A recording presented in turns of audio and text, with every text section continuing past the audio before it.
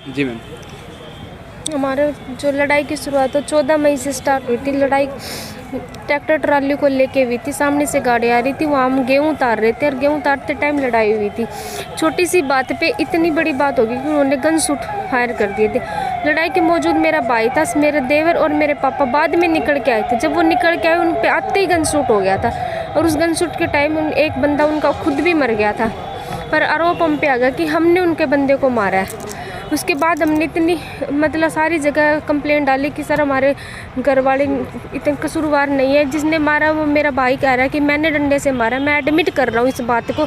फिर भी उन्होंने मेरे देवर और मेरे पापा को अरेस्ट किया। संजय कक्कड़, जिसको हमने इतनी बार कहा सर मेरा उनका कोई दोस्त नहीं, उन्होंने हमें बार बार कहा कि मैंने उनके 10 लाख रुपये खा रखे और मैं और उनका बंदा मर रहा है, मैं आपकी फैमिली को अरेस्ट करके ही रहूँगा करके हमने DSP SP सबके पास गए, पर किसी ने हमारी नहीं सुनी। सब ने यही कहा कि 302 का मैटर है, हम कुछ नहीं कर सकते। कि उन्हें किस बेस पे कह रहे हो 302 का पोस्टमार्टम की रिपोर्ट है उनके पास? किस बेस पे कहा कि हमने मारा या फिर डंडे से मरा? अगर पोस्टमार्टम की रिपोर्ट है उनके पास और वो प्रूव कर सकते हैं कि डंडे से मरा तो हम मान लेंगे। और मारा भी तो लड़ाई के टाइम सिर्फ एक ही डंडा मिला है, तो वो तीनों बंदों को कैसे अरेस्ट कर सकते हैं? तीनों को एक ही डंडा बार बार दिखा रखा उन्होंने। उसके बाद मेरे भाई के साथ भी फायरिंग। किसके? संजय कक्कड़ ने, SHO है वो STM थाने के अंदर। उसको हमने इतनी बार कहा, उसने बंदे ने जो जिस रिवॉल्वर है ना वो भी चेंज कर दिया। हमने उसको इतनी बार कहा, बोलो उसके मैंने पैसे खा के मैं उनका ही पक्ष लूँगा। स्टेटमेंट चलान के अंदर उसने इतनी गलत कर रखी है ना, हर चीज़ में हम पे एलिगेशन, मतलब वो अंधाधुन फायरिंग कर रहे हैं। हमारे 2 बंदों को मारे, उसका कोई फ़र्क नहीं पड़ रहा, बट उनका बंदा मर गया, उन्हीं की गन से मर गया, तो भी हम पे 302 लगा दी। ये कहाँ का न्याय है? ऐसे बंदे को एनकाउंटर क्यों नहीं करती सरकार? क्यों नहीं दिखता कि गरीबों के साथ कैसे कैसे बिहेव कर रही है? इतनी कंप्लेंट डालने के बाद भी उन्हें सिर्फ हमारी ही गलती आ रही। उनके बंदे के हमने 5 के नाम लिखवाए, इसमें से 1 एक्सपायर हो गया, 2 को अरेस्ट किया, 2 को तो उन्होंने मैटर से आउट ही कर दिया संजय कक्कड़ ने। उसको मैं कहती हूँ सारे के सामने, उसको किसने SHO बनाया? किसने? उसके अंदर यही नहीं है, पैसों के बेस पे वो दुनिया को कंपैरिजन करे कि मेरे को किसके साथ क्या करना है। हमसे भी उसने खुद पैसे मांगे कि पैसे देंगे तो मैं कुछ तुम्हारा चालान में डील बरतूंगा। प्रूफ है इस चीज़ का?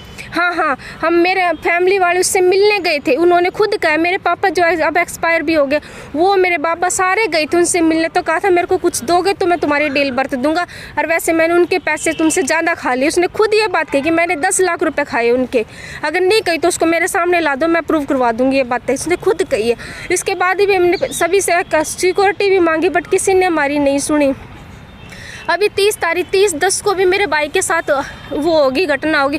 उसके बाद जहाँ पे घटना हुई, जिस कोर्ट परिसर में घटना हुई, वहाँ सिर्फ 500 मीटर की दूरी पर DSP का आवास है। उसके DSP आवास होने के बावजूद भी, इतना कुछ होने के बावजूद भी सरकार ये नहीं देख रही कि बंदा की गोलियां चल रही है, उसी मैटर पे रंजिश में चल रही, अभी तक उन्हें अरेस्ट नहीं कर पाई। तो किस चीज़ की सरकार है, किस चीज़ की पुलिस प्रशासन है? जब उन्हें कहा जा रहा है कि अरेस्ट करो तो कहते हैं वो मिल नहीं रहे, आप हमें उनका एड्रेस बताओ। अगर हम उन्हें उनका एड्रेस बताएंगे, उनका नंबर बताएंगे, उनकी फ़ोटो देंगे, तो पुलिस का क्या काम है? किस लिए पुलिस बनी है फिर? अगर वो लोगों की हेल्प नहीं कर सकते, या फिर पैसे ही होते हर चीज़ की, पैसे दो तभी वो कुछ करेगी, अदरवाइज कुछ नहीं करेगी। मतलब पैसे दो तो काम होगा। हाँ, यही है कि पैसे दो और तमाशा देखो। अगर हमने पैसे नहीं दिए, तमाशा नहीं देख पा रहे हम, तो उन्हीं का हो रहा है।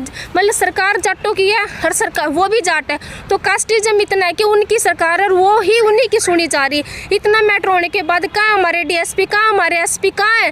क्यों नहीं अरेस्ट कर पा रहे? और अभी भी कल नाइट की वारदात हो चुकी है, अभी तक उनके इंक्वायरी के तो छापे मारे। उनकी लेडीज़ों को उठाओ, वो अपने आप आएगी, क्यों नहीं उठा सकते वो लेडीज़ों को? हमारी लेडीज़ों को उठाने के लिए तो घर तक पहुँच गए कि आपका भी नाम है, जबकि मैं ऑन ड्यूटी थी। उन्मान वर्मा जी ने मेरा नाम कटाया, मेरे हस्बैंड का नाम कटाया, और उनकी लेडीज़ों को उठा नहीं रहे, इतने को वो मारे जा रहे। मतलब हम खाते रहे और सरकार देखती रहे तमाशा बन के, पुलिस चुपचाप देखती रहे, हम तो हमारा काम करे। ये काम कर रही क्या जिसका आउटपुट 0 है, और उनके पास कोई भी प्रूफ नहीं है कि इन्होंने मारा है। पोस्टमार्टम की रिपोर्ट हो तो मैं मान लूँ कि हाँ कि उन्होंने मारा है, जब पोस्टमार्टम की रिपोर्ट ही नहीं है, जिस बंदूक से मारा वो बंदूक है ही नहीं। सर संजय कक्कड़ ने पैसे लेके बंदूक तक चेंज कर दी, तो वो क्या इंसाफ दिलाएगा? क्या करेगा वो बंदा? उसको मैं कहती हूँ जितने भी अपराधी, पुलिस ने ये बताया कि ये लाइसेंस की बंदूक है। 2 लाइसेंस बंदूक थी, उसमें से उन्होंने सिर्फ 1 लाइसेंस की बंदूक दिखाई, तो दूसरी क्यों नहीं दिखाई? जबकि वो उनके पास लाइसेंस की थी, वो शराब ठेकेदार थे, तो उनके पास इतनी अथॉरिटी, वो अंधाधुंध किसी भी छोटी सी बात पे फायर कर सकते। इतना बड़ा तो झगड़ा भी नहीं था जितनी उन्होंने रिएक्शन करके दिखा। उनकी तरफ से हमारे 2 बंदे मर गए, फिर भी उनका पेट नहीं भरा। उसके बाद भी मेरे भाई के ऊपर गन फायर किया, मेरे पापा के ऊपर भी गन फायर कर दिया। ऐसे थोड़ी कि कुछ भी वो करते रहे और हम चुपचाप मूक दर्शक बन के देखें। मतलब पैसा है तो सुनकी है, हम हमारे परिवार को बचेंगे, चाहे तो वो सबको इकट्ठा करके भी कह दो हमने तो तुम्हारे खून के पैसे, हम तुम्हें मार के रही तो हम ठीक है भाई मार दो हमको, ऐसे छलनी तो ना बनाओ रोज रोज की। अगर मैम इसमें पुलिस कार्रवाई कोई जल्दी से जल्दी कार्रवाई नहीं करते तो आप इसमें क्या रणनीति लेकर चलने वाले? आपके परिवार के लोग इसमें क्या रणनीति अगर चलेंगे? पुलिस पे तो हमें भरोसा ही नहीं है। अगर इतनी अच्छी पुलिस होती, इतनी अच्छी हमारी सरकार होती, इतने बंदों को गोली मारने के बाद भी कोई एक्शन नहीं हो रहा, तो उससे उम्मीद क्या करी जा सकती? अगर उम्मीद है तो उन सभी को, जितने भी उनकी गैंग है, सबको इनकाउंटर क्यों नहीं करती? जब वो इतना क्राइम फैला रहे, इतने लोगों को मार रहे, उससे पहले भी उनके ऊपर 19 मुकदमे, 3 मुकदमे अब हो गए, 22 मुकदमे हो गए, उसके बाद भी सरकार अगर नहीं उठ रही तो कभी उठ ही नहीं सकती। क्यों सरकार बनाई, क्यों भाजपा सरकार है, क्यों ये पुलिस प्रशासन आया? और कोई लोग नहीं है जो हमारी आवाज़ उठाए। 2 दिन आते आवाज़ उठाते, उसके बाद पीछे हट जाते। यही है क्या? मतलब जो गरीब है उसको कोई नहीं आवाज़ उठाएगा, कोई भी नहीं उठाएगा। हमारे परिवार वाले मरते रहे बस। तो जैसा कि अभी डीएसपी साहब यहाँ पर खुद मौके पर पहुंचे थे, उन्होंने आपको क्या आश्वासन दिया? उन्होंने सिर्फ यही आश्वासन दिया कि छापेमारी जारी है, रिश्तेदारी में भी छापेमारी जारी। जब उनके घर पे उनकी लेडीज, उनको उठा लो, क्यों? कौन कहता है कि लेडीज नहीं उठा सकते? अगर जेंट्स उठा सकते तो लेडीज को उठाने में क्या है? क्यों उनके रोल नहीं है? हमारे बंदे मरे। अगर उन्होंने हम इनको धमकी दी कि हम खून के बदले खून। आज पूरे हरियाणा प्रदेश के अंदर और खास करके हिसार ज़िले के अंदर आए दिन दलित व पिछड़ों पर अत्याचार होने लग रहे हैं। अब इसमें जो लापरवाही है, हिसार एसपी की लापरवाही है।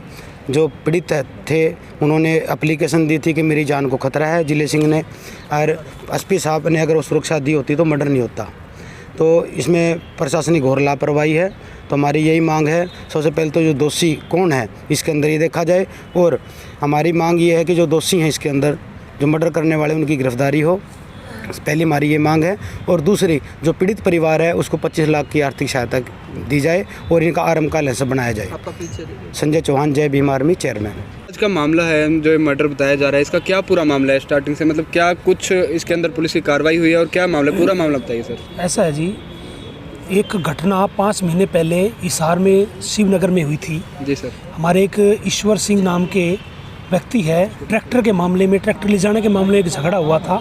उस टाइम वहाँ पे गोलियाँ चली और जो आज जिनको ये मर्डर हुआ है इसी के रिश्तेदारों के ऊपर गोलियाँ चलाई, और वहीं उन्हीं की गोलियों से आपस में जैसे झगड़ा हुआ तो वहाँ मर्डर भी हुआ और काफ़ी लोगों को घायल भी हुए।